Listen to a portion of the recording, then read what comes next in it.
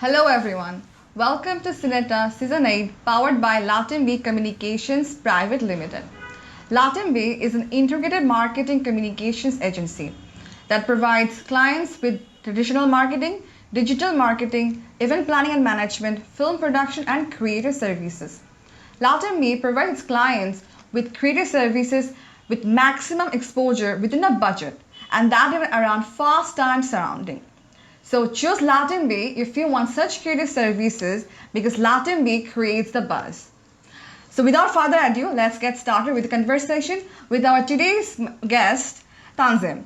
Hey, how are you feeling? Thank you very much for inviting me, Nusrat. I'm feeling good today, meeting all of you, and yeah, I'm excited for today's conversation. Yeah. How has been your journey? It's been, alhamdulillah, very nice. There's been a lot of ups and downs, but alhamdulillah, Allah's been kind to us, and inshallah, we really want to grow further into something bigger. Yeah. We are really sorry because today is our holiday, but still you could make our time. Yeah, no worries. Really appreciate that. Now you could make time, that's bigger, to be honest. So quickly, 6, 7 of you all came together. That's amazing, honestly. Great Thank stuff. You so Great much. work. Yeah. All right, so the question I would start by firstly asking you is that how would you, as you're like creator of Togbog, right? So how would you define the idea of content creating or content creation? Right, so for me, content creation means making something that I would like to see. So basically, when we created Togbog, the whole mission was to figure out or create something that we wanted to see, but we couldn't really see it happening around us. So back in 2017, we realized there was a point where content had become very negative towards Bangladesh and its people and its history. So we thought, why not we could go back and kind of look back and try to flesh out the better things and the more positive aspects of our country and our people who inspire us, our cultural background and everything that makes us great as a nation and as people. So that's what we think about as content creation, is basically creating what we want to see and hopefully people will also want to see. Exactly. Yeah. So as a content creator, when you think, how is your thought process coming for? Like you have made quite a videos, right? Yeah. So, but how do you think of your process that you are making this content? Next content is going to be that. How is the process being done? Exactly. So we really used to think a lot, like what do people want to see? What do people want to think? Or what do they want to see? What could go viral? We used to think like that. Then we stopped thinking like that and we realized we could never figure that answer out.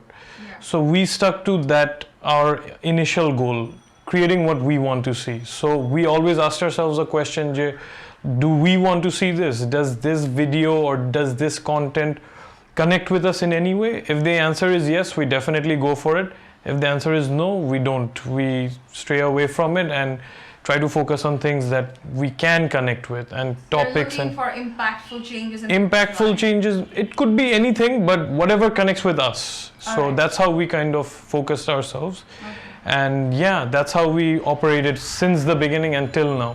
That's how we think, because I don't think we can ever figure out what would people watch, what people will like. It's impossible to figure that out.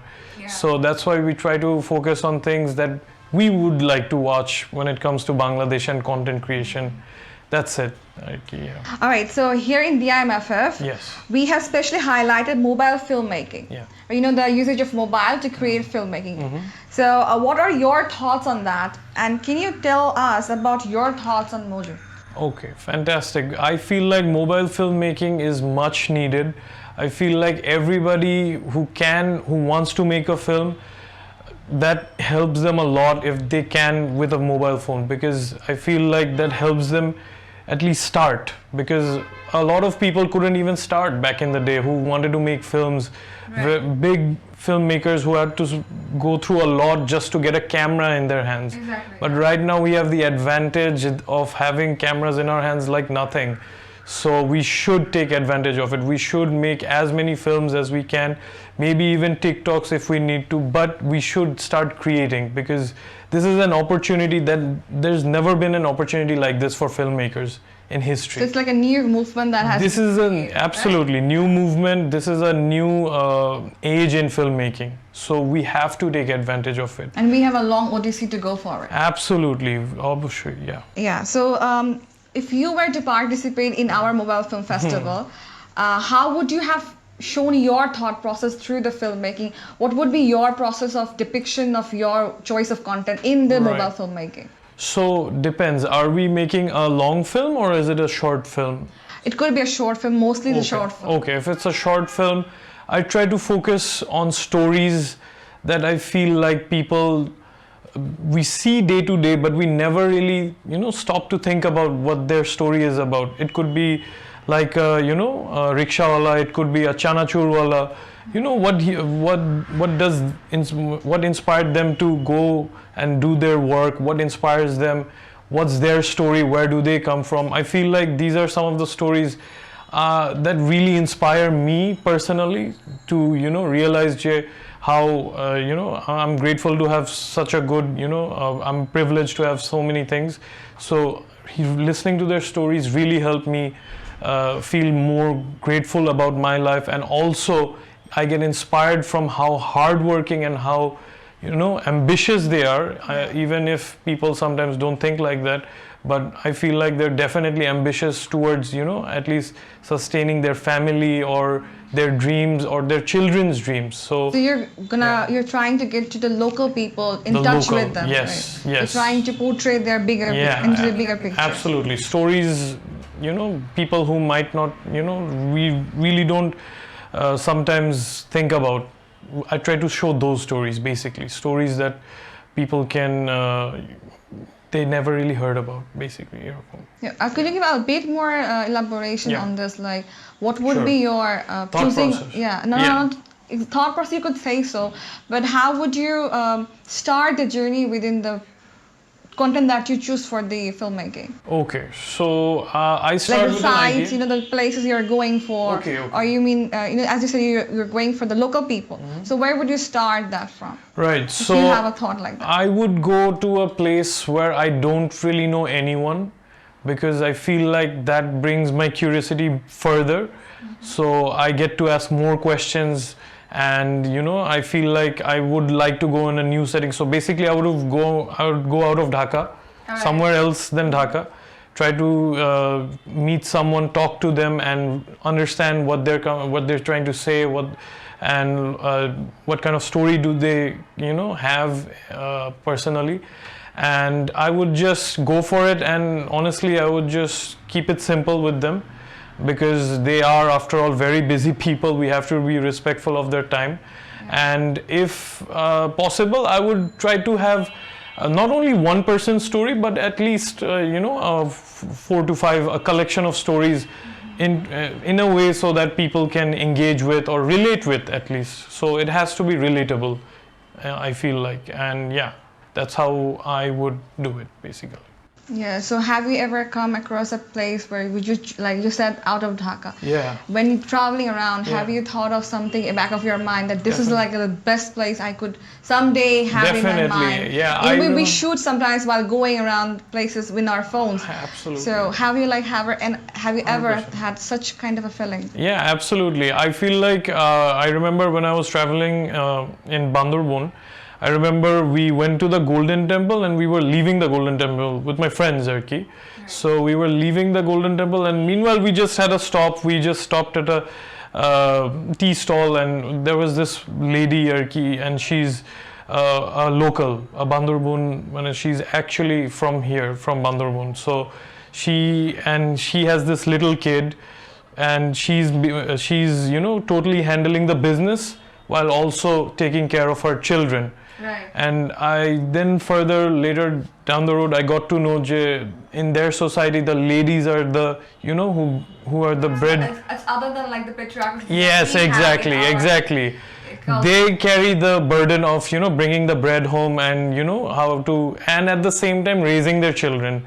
Yeah. So it's very, very interesting to me, and I felt like, what if I could have just asked her and have an interview with her, but she probably has a different language, so Which I you could, cannot grasp. which I cannot grasp at all. So I couldn't, and I was very young at the moment, and I had no idea of how to make things like. You had a passion towards making from a very early age. I had a passion, from my teenage years, especially when I started watching like YouTube videos and stuff like that. That's when I realized, I could do these things as well. Before that, you could never imagine like I can just do this, but when I started, watching these different filmmakers and international Bangladeshi creating on YouTube, I felt like I could also do something like that.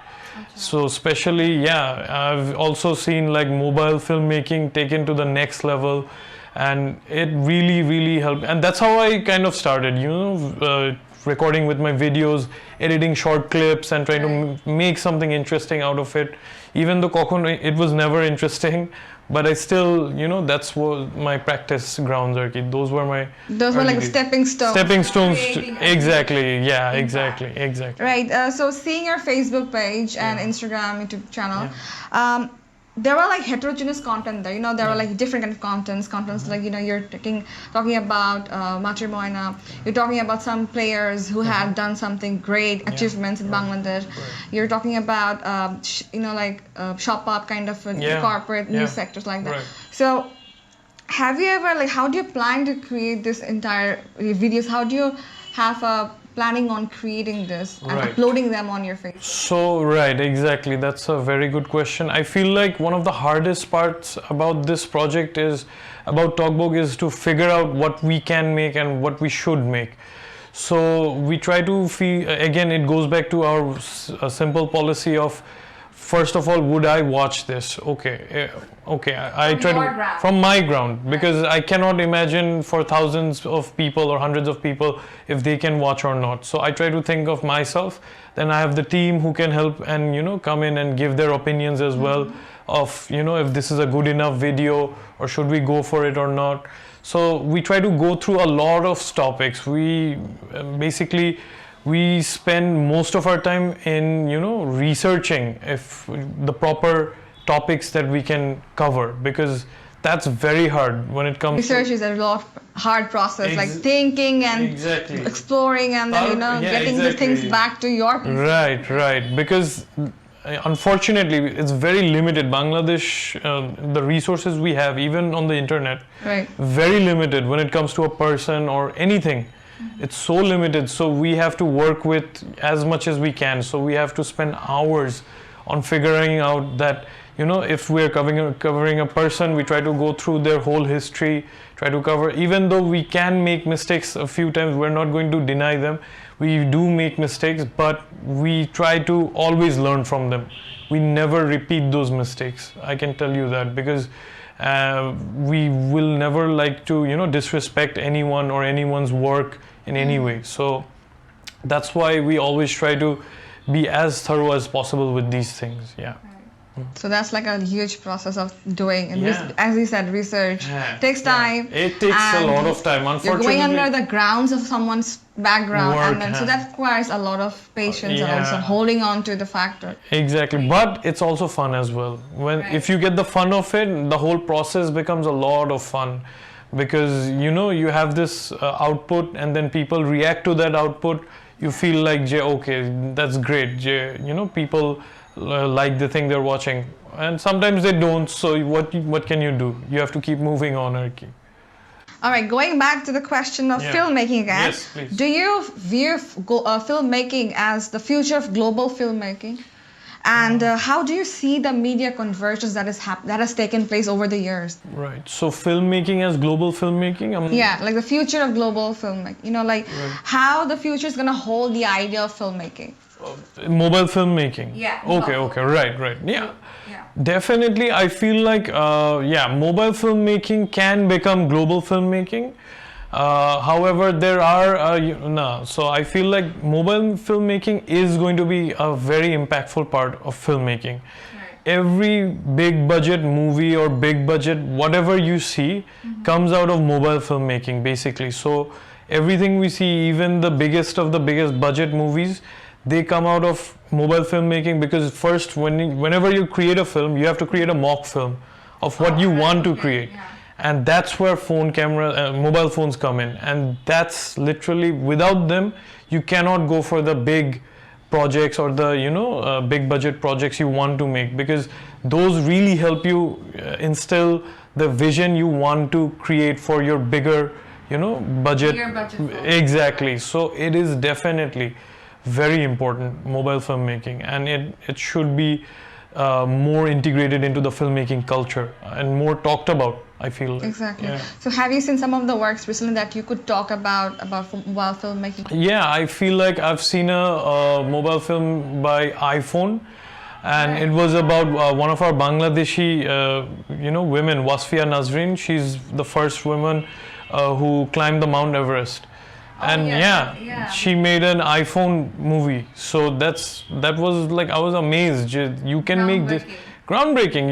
It's amazing to see one of our people making an iPhone movie, and you can't even tell the difference if it's a movie shot with an iPhone or a proper camera, big DSLR or film camera. You can't even tell the difference, because that's how the level of quality you can achieve with mobiles. Okay, so the potential of mobile.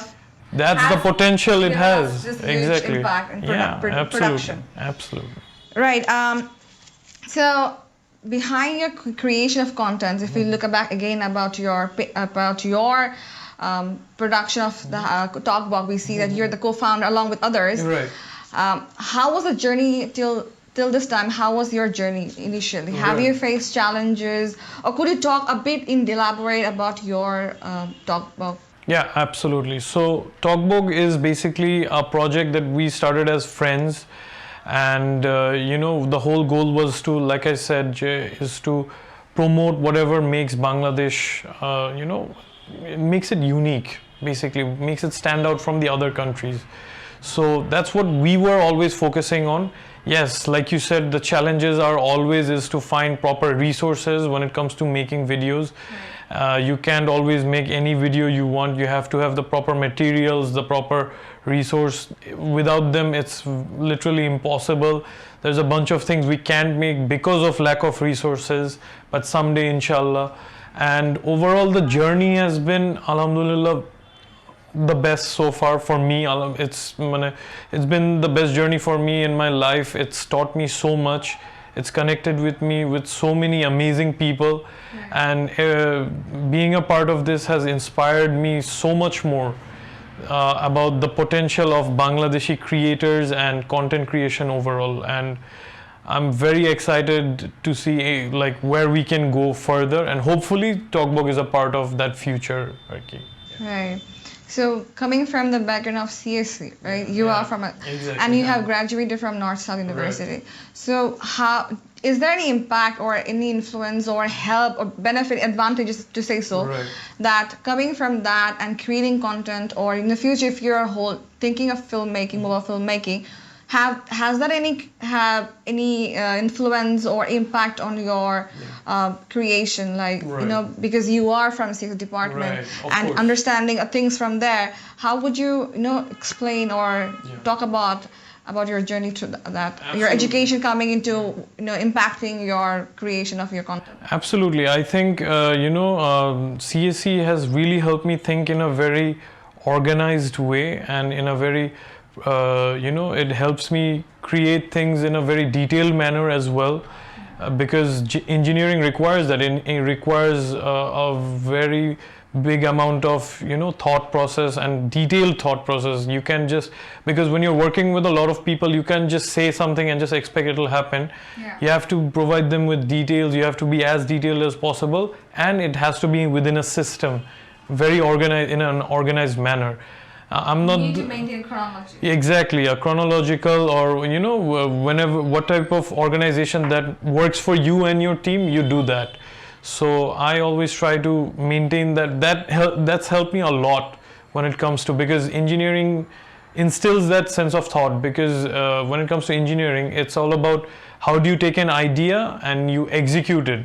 Right. So that's also basically filmmaking. You have an idea, how do you execute it? So we try to, it's helped me a lot to figure how to create these procedures and create it in an efficient manner. Plus, as well as because we live in this digital age, it also helps me to understand the platforms I'm working with, Right. and how they work, how they operate. Machine learning is a big aspect of our lives right now, Exactly. so we have to keep these things in mind. Search algorithms are things that we think about, because how do we title a video matters, because if someone searches something about Bangladesh, we want to be on the top of that list, right? Exactly, yeah. So that's how we're constantly thinking about how these search engines work, and these platforms work. So definitely the CSE background really helps with these things, even though I haven't been much of a developer, but it really helps with my content creation. I'll say that definitely. Okay, amazing, amazing. Yeah. Now, behind your creation of things, was there any inspiration behind you being affiliated with a film club or line of cinema? Any influence, impact that it had on you, Any influences of a club or or like a line of cinema? line of cinema? Definitely. I feel like line of cinema has been more of an impact than a club. I feel like, the Bengali films I've watched grown up, Did you mention some? definitely Satyajit comes to mind. Shobar Age. Yeah, he's the most amazing filmmaker when it comes to Bengali filmmaking. And of course, there's the Hollywood aspect. The American movies I've grown up watching, they've played a huge part of my life. And I still go back to them when it comes to when I feel like I'm not inspired, or when I need some inspiration. I always try to watch a Christopher Nolan movie. That was something I was Exactly, looking forward to. exactly. So You all have that Inception in mind.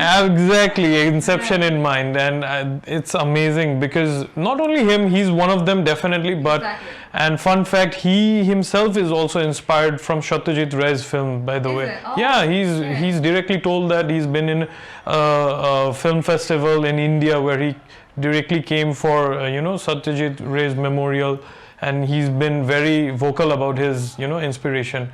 But that's what it means, so that's what I'm trying to say. Basically, the fact that Satyajit Ray can even inspire Christopher Nolan That makes a lot of- that makes a lot of difference, because that's how it goes. What if we could do the same for someone else, or what if I could get inspired from a mobile or whatever kind of small film it is. You never know how films can connect with people. Exactly. Yeah, you So, just have to make. were you like a person who used to read books, or were you like a book lover, or like more like a movie Lover. Movie No, lover. not a book lover, unfortunately. More of a movie lover. I love watching movies constantly. I love watching documentaries, and whatever kind of movie. I love watching any type of movie.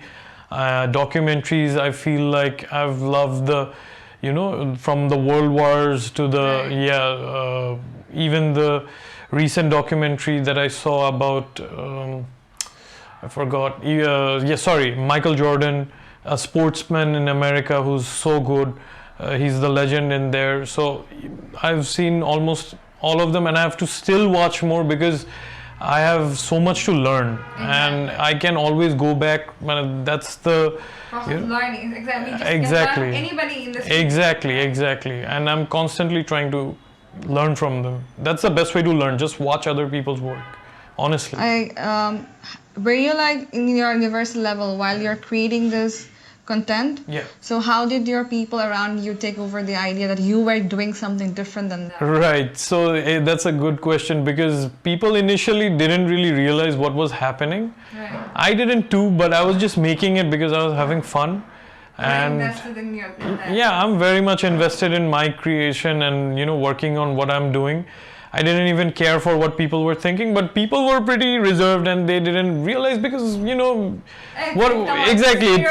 exactly That we are trying to create through that. but it makes sense at the same time, because you don't know what you're doing. Like I don't know, I can't even explain what I'm doing. So I realize people's they can have those doubts in their heads and their minds, definitely, because I wasn't sure what I was doing until I figured out, okay, maybe I can do this in a very, organized manner, and I started to grow it in a way that people could be like, okay, this is legitimate, this is not a joke anymore. Exactly. Okay.